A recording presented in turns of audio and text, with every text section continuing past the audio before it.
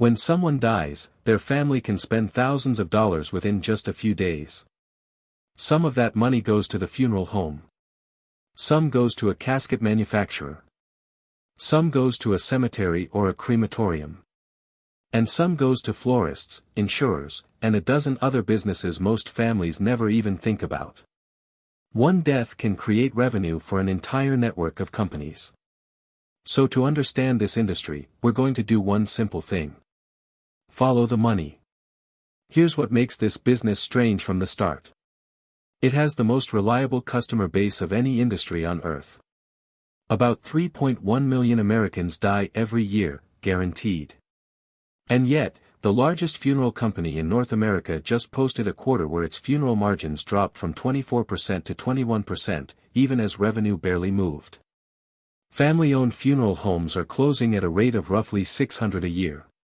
Guaranteed demand, it turns out, does not mean guaranteed profit.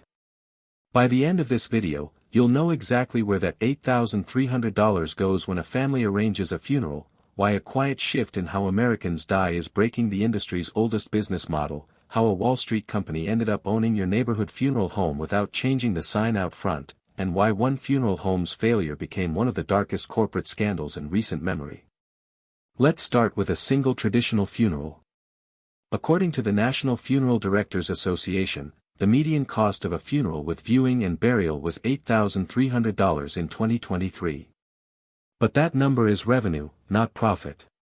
The funeral home has staff to pay, a building to run, vehicles to maintain, and other businesses to pay on the family's behalf. So follow that $8,300 as it moves. First stop, the basic services fee. This covers the funeral director's time, the paperwork, and the building's overhead. Under federal law, it's generally the one fee a family cannot decline, no matter which other services they choose. Think of it as the entry ticket. Next, the casket. This is usually the single largest purchase, and it's also where the real markup lies. A casket that costs the funeral home $1,000 to $2,000 wholesale can retail for 5 times that. Here's why the math works in the funeral home's favor. Most people arrange only a handful of funerals in their entire life, so unlike buying a car, there's almost no experience to shop against. And the decision gets made fast, under emotional pressure. Show a grieving family 3 caskets, one at $1,500, one at $3,000, one at $7,000, and something interesting happens. They stop asking which one does the job. They start asking, which one is good enough for someone I loved? That single reframe turns a wooden box into an emotional purchase, and it's exactly why the Federal Trade Commission requires funeral homes to show a written price list before showing the actual caskets. Industry data shows most buyers pick one of the first 3 models a director shows them, usually the middle one. So the smart move for the business is simple, lead with the expensive ones. Then there's a third bucket most families never notice, cash advance items. Flowers, obituary listings, extra death certificates, clergy fees. The funeral home pays these to outside vendors on the family's behalf, and it's legally allowed to mark them up 10 to 30% without disclosing the exact amount. It only has to disclose that a markup exists. Basic fee, casket, cash advances. That's the traditional engine. But the fuel running that engine is disappearing. In 2005, about a third of Americans who died were cremated. Today it's over 63%, on track for 82% by 2045. A direct cremation, no embalming, no viewing, no casket, can cost as little as $1,200 to $2,600. Follow the money here and you'll see the problem immediately. The same guaranteed customer is now worth a fraction of what they used to be worth. So where does the money move next? 2 places.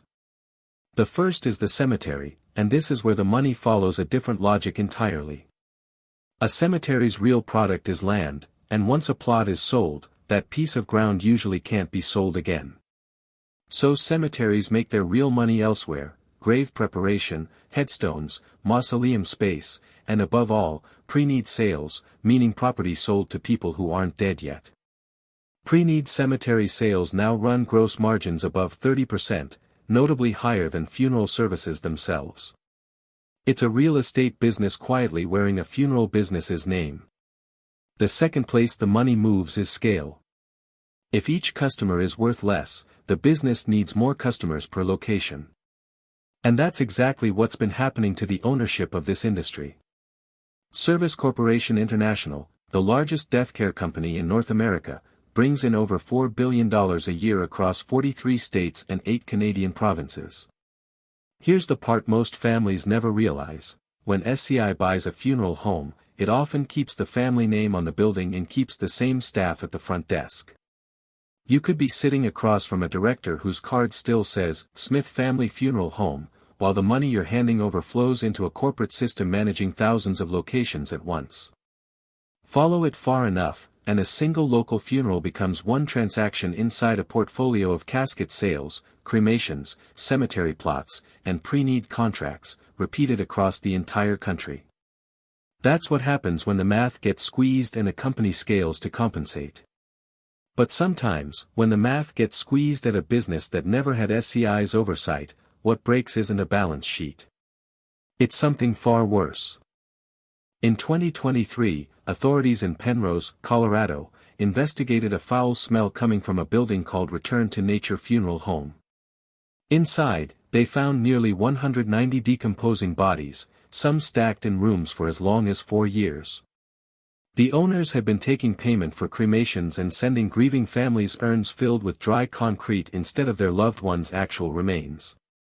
Investigators say the couple spent the money on jewelry, vacations, and an SUV. The husband was sentenced to 20 years in federal prison for fraud. The wife received 30 years in state court. It remains one of the largest corpse mishandling cases in American history, and it happened in a state that, at the time, required less oversight to open a funeral home than to become a barber. Follow the money far enough in an unregulated corner of this industry, and sometimes it stops going to caskets and cemeteries and starts going to nothing at all. That case forced Colorado to rewrite its funeral licensing laws almost overnight. But it also exposed something structural, an industry serving one of the most vulnerable customer bases imaginable, in a business where oversight varies wildly state to state, and where the customer, by definition, can never come back to complain. Which brings us to the businesses trying to break the old model entirely. Direct-to-consumer cremation companies, names like Tulip, Solace, and Lumen, now let you arrange a cremation online with a flat fee and no showroom visit at all.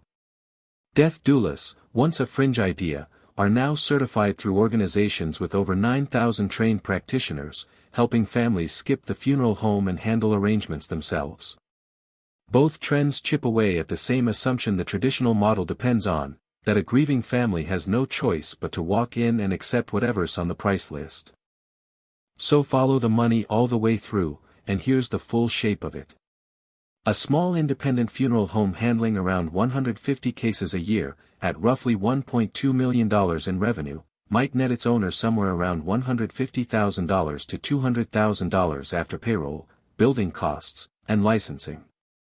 A company the size of SCI runs that same basic formula, price per service times number of services, across more than 1,500 locations, with cemetery pre-need sales acting as a long-tail annuity behind it.